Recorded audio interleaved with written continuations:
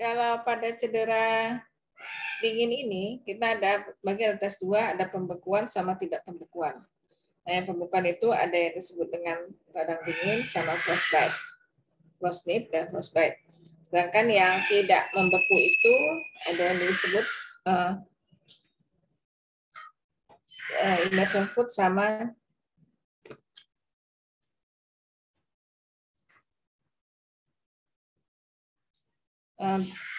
bengkak akibat kedinginan.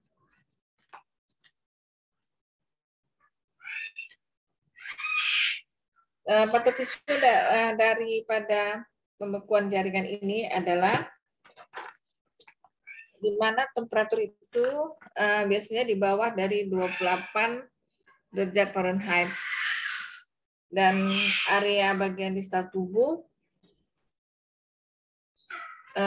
juga area dengan rasio permukaan terhadap volume yang tinggi seperti telinga, di bagian tinggi seperti telinga, hidung, jari tangan, dan jari kaki. Saat jaringan mulai membeku, maka terjadi kristal es di mana di dalam sel.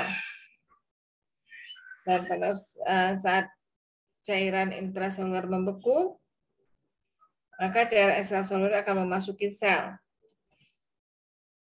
Dan garam di ekstraseluler itu akan meningkat akibat transfer dari air.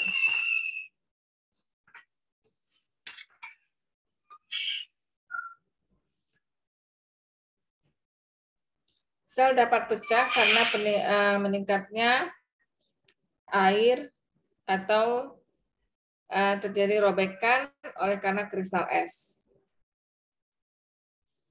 Jangan di sini akan kita bahas, jangan menggosok jaringan yang membeku tadi, dapat menyebabkan sel-sel robek dan kristal es.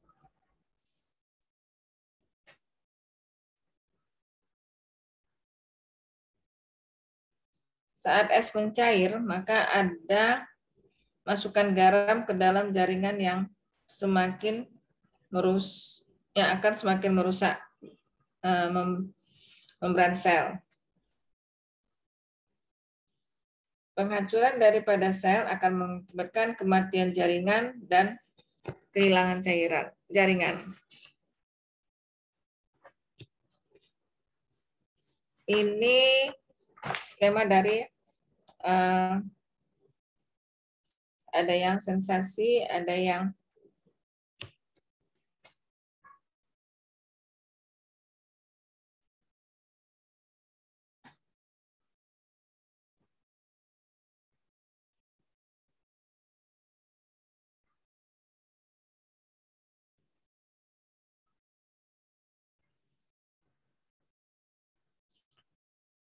sensasinya, ada yang sakit, yang Mark Sleep itu mungkin dapat juga merasakan sensasi. Terus yang superficial frostbite itu ada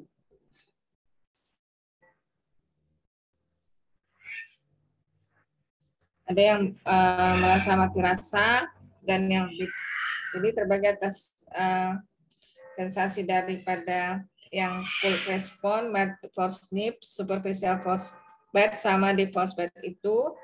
Pada yang cold respond itu adanya rasa sakit, terus pada yang mild frostbite itu adanya masih atas mempunyai sensasi, dan yang pada yang superficial frostbite dan deep frostbite itu adanya mati rasa. Sementara di sini pada yang cold respond itu dia rasanya itu ada yang normal. Yang mild frostbite itu normal, dan yang superficial itu ada yang lembut, ada yang kasar. Terus untuk perubahan warna, pada yang cold respond itu warna merah. Dan yang pada yang lain itu mild frostnip, superficial frostbite, dan deep frostbite itu terjadi warna putih di jaringan tersebut. Di sini kita bicarakan dengan frostnip itu di mana terjadi pembekuan lapisan atas jaringan kulit. dia bersifat tidak permanen, jadi reversible. Nah, di sini tanda-tandanya adanya putih, kulit seperti lilin, lapisan atas terasa keras atau kenyal, tetapi jaringan yang lebih dalam akan masih terasa lunak. Dan di sini terjadi mati rasa atau kayak anestesi. Dan yang paling sering terlihat kejadian ini pada daerah pipi, telinga, jari tangan dan jari kaki.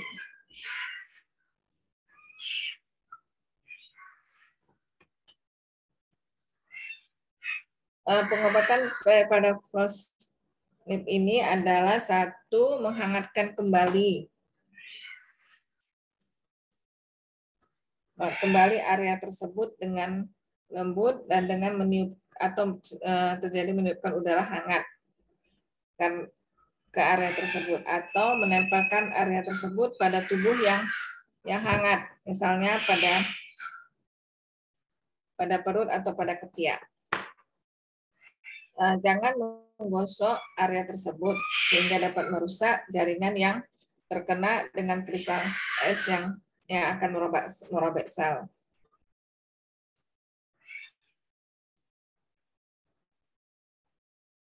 Ini gambaran daripada frostbite itu, di mana kulitnya ada yang putih dan terasa seperti kayu. Mati rasa atau kemungkinan dia anestesi.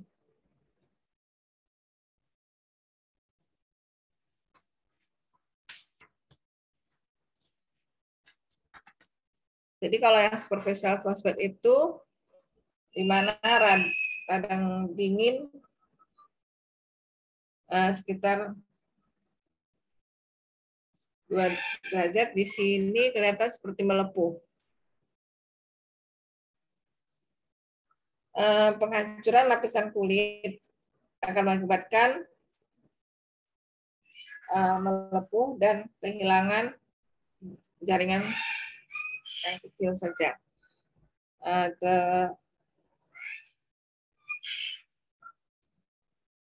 Lepuh terbentuk oleh cairan sel yang dilepaskan pada saat sel itu pecah.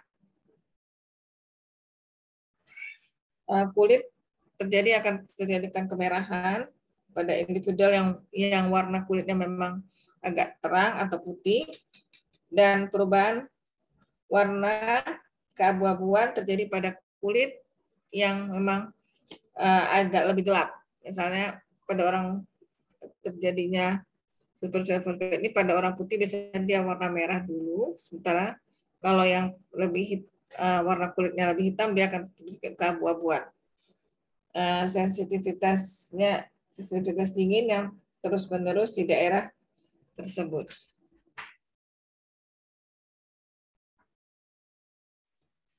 Nah, di sini kita bicarakan mengenai deep frostbite atau radang dingin. Di sini terjadi hilangnya sensasi dengan terjadinya warna pucat.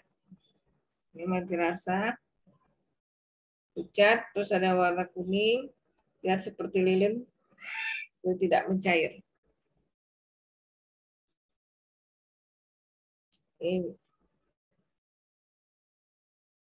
Ini terjadi pengisian kapiler yang jelek dan kehilangan jaringan dapat melibatkan otot dan tulang karena dia sudah masuk ke dalam ya. Jadi otot dan tulang, kalau yang tadi kan dia hanya kulit saja. Bila terjadi perdarahan dari cedera derajat 3 pada bila bula hemoragik dari cedera derajat 3 pada lamanya itu sekitar 12 sampai 35 jam, kecuali jika dilakukan pemanasan kembali lebih cepat. Terjadi bulan. Dan perubahan warna merah akan terjadi 1-5 hari setelah cedera.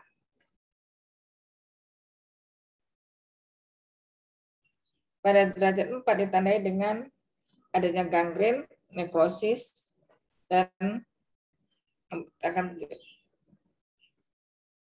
amputasi. Kehilangan anatomis dan fungsional yang permanen.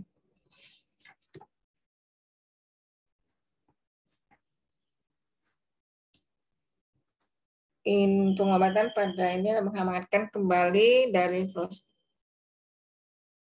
itu dengan merendam bagian yang terkena ke dalam air hangat bersuhu sekitar 105 sampai 110 derajat Fahrenheit. Ini pengobatan untuk frostbite tadi.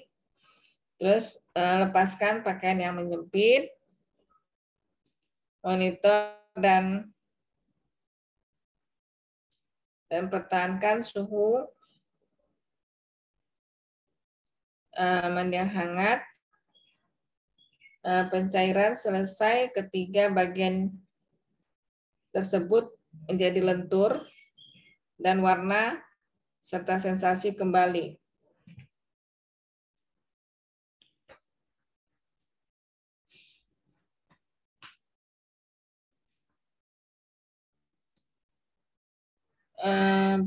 Stop dengan mandi air hangat itu saat pencairan selesai.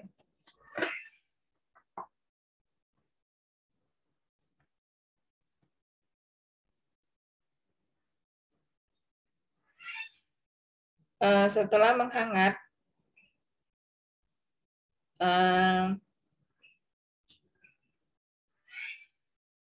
komplit, maka area yang terluka harus dibungkus. Apabila ada terjadi luka, maka area yang buka itu akan dibungkus dengan kain kasa steril dan terlindung dari gerakan dan juga yang lebih dingin. Jika orang tersebut hipotermi dan kedinginan, maka perhatikan pertama adalah untuk penghangatan kembali. Jangan menghangatkan kembali area yang membeku sampai suhu mendekati 96 derajat Fahrenheit.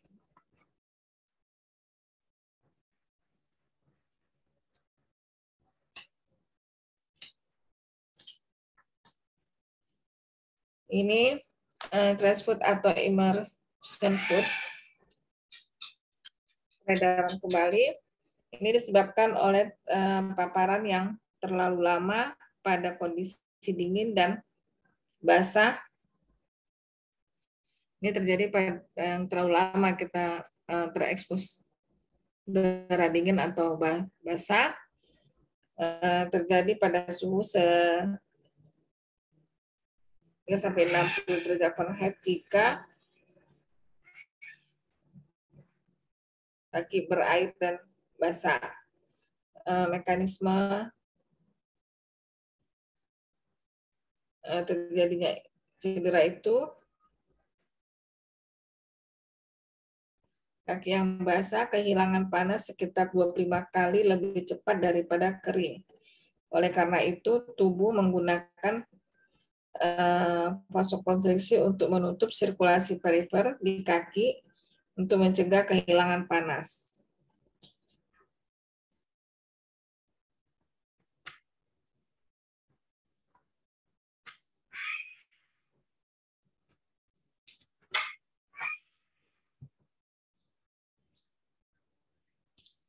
Jaringan kulit mulai mati rasa karena kekurangan oksigen dan nutrisi, juga karena penumpukan produk yang beracun. Kulit awalnya akan memerah karena mati rasa.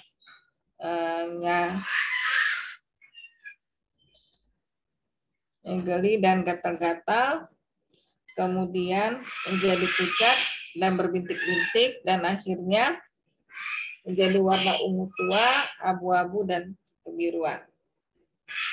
Jaringan umumnya adalah mati dan akan mengelupas. Efek pada jaringan pada umumnya adalah mati atau mengelupas.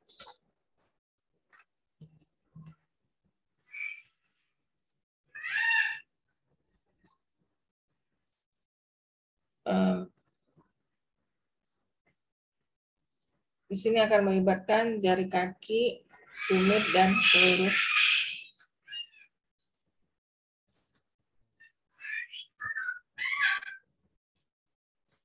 ini melibatkan jari kaki, tumit, dan seluruh kaki. Jika sirkulasi terganggu di atas 6 jam, akan terjadi kerusakan permanen pada jaringan tersebut. Dan jika di atas 24 jam, korban akan kehilangan seluruh kakinya atau saya amputasi.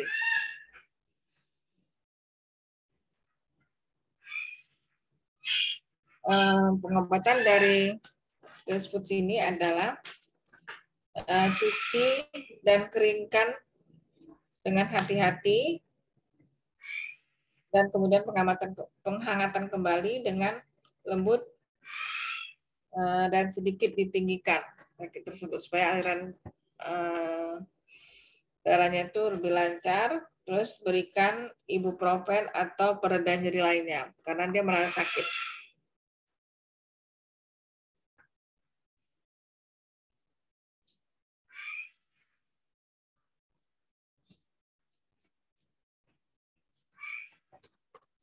Ini pencegahan daripada tersebut. Jaga kaki tetap kering dengan memakai alas kaki yang sesuai, dan periksalah kaki secara teratur untuk melihat apakah kaki itu apakah basah atau tidak. Jika kaki basah atau karena berkeringat atau karena direndam, maka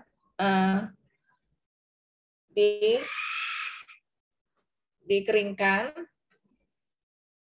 dan kenakan pada kaos kaki yang kering. Pengeringan air ini secara berkala, terus jadi peninggian dan pijatan juga akan sangat membantu.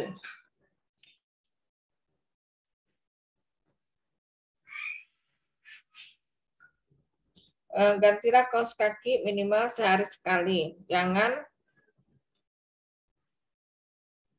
Jangan tidur dengan kaos kaki yang basah.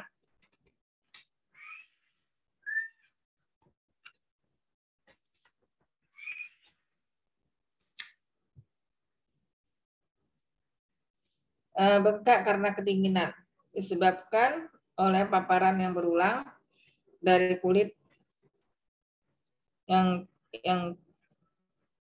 telanjang pada suhu di bawah 60 derajat Fahrenheit.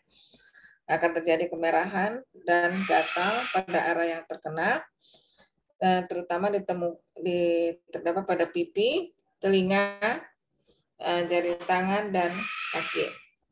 Paparan dingin akan menyebabkan kerusakan pada kapiler perifer, terus kemudian kerusakan pada akan menyebabkan permanen, dan kemerahan, juga gatal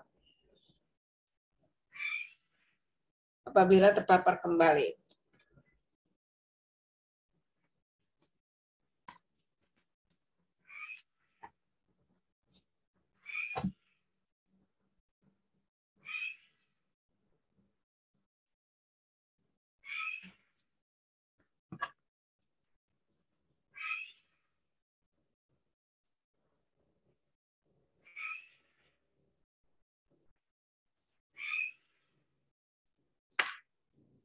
Udah selesai, Hasian?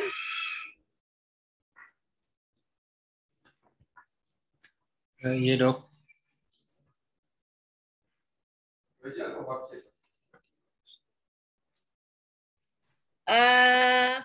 Besok jam Besok ya,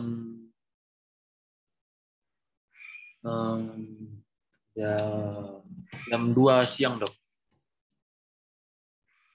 jam 2, betul jam 2. Iya, Dok. Jam 2 siang, Dok. Kalau apa? Kalau pagi ada kuliah kalian ya? Ada, Dok. Dari jam berapa ada kuliah pagi? Jam 7 sampai jam 9, Dok. Kemudian setengah 11 sampai jam 1 ada praktikum dan skill lab, Dok. Ya udah, kalau jam besok jam 14 sampai jam 15 saya nggak bisa. Karena saya keluar kota. Jadi di jadwal ulang aja. Oh, ya, baik, Kan Dok. saya juga mau kuliah tetap muka ya mulai Senin depan ya. Iya, Dok. Jadi sebelum Senin depan lah Ya, Dok. Baik, Dok. ya. Ya, Dok. Ini saya lihat hanya hadir 75. Mana? Lewat dari setengah. Nanti di tolong absennya sama di screenshot ya, Sen ya. Baik, baik, Dok.